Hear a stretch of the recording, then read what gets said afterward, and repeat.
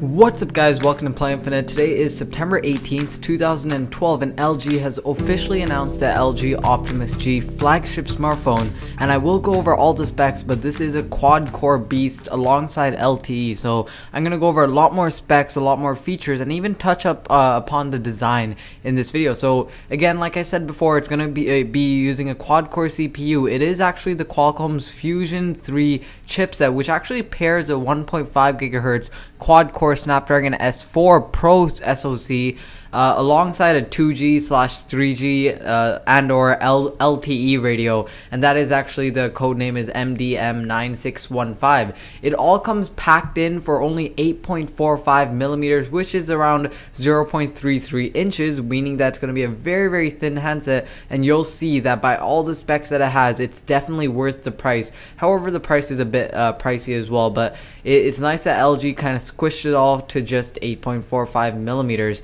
The screen is a 4.7-inch display. It is 1280 by 768, and that's actually a PPI of 320, which is amazing. It's a really high PPI.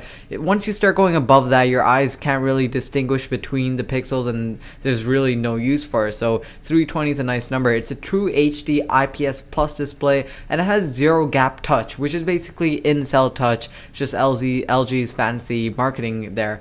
Anyways, it's also gonna have 2 gigs of DDR3 RAM, which is on par with the Galaxy S3 here in North America. Of course, the Galaxy S3 in North America isn't powered by the S4 Pro with LTE, so you have to keep that in mind. So basically, this looks like it's going to be the Android flagship device, the LG Optimus G. It looks like it's the most powerful device.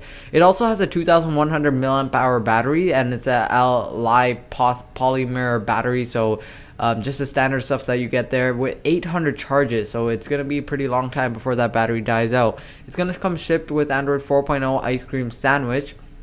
Very unfortunate that they're not shipping with Android 4.1 Jelly Bean, but I'm sure this powerful beast will get their update to the Jelly Bean. In terms of camera, it's also really nice. It's a 13 megapixel sensor over at the back. It's a backside illuminated sensor with a actually it's f/over 2.4 autofocus lens, so very similar to the HTC One X, I believe, and it's also going to have a single LED flash. That's nice to have as well.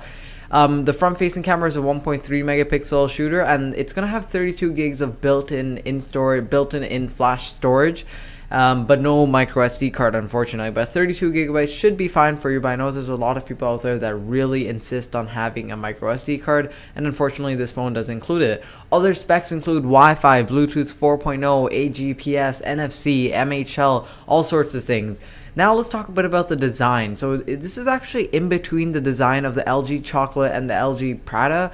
I believe that's how you say it, and it's all pushed into only 145 grams. And remember, it's only 8.45 millimeters thin as well. That's just amazing. The front glass is basically just a glass. It has 3 capacitive buttons at the bottom, but besides that, it's just kind of like a slab of glass, which, not to say it doesn't look bad, it actually looks amazing. I like LG's type of designs. They look really nice to me. I kind of like the corners. I like how it's like a square shape. It's your preference, and I really like the design of this phone. And over at the back, LG's actually introducing a new type of texture. It's called crystal reflection, and that's basically a process which gives the handset the ability to display different patterns depending on your viewing angles and lighting. The LG Optimus G will retail for around $895 US, and it'll ship in Korea next week. We're not sure about the US release date or Canadian release or even European release date, but for more coverage on the LG Optimus G, definitely stay here to Play Infinite. Subscribe for more coverage, and I guess also give this video a quick thumbs up, and I guess that's it for the video. So thank you for watching, and don't forget to subscribe. Bye.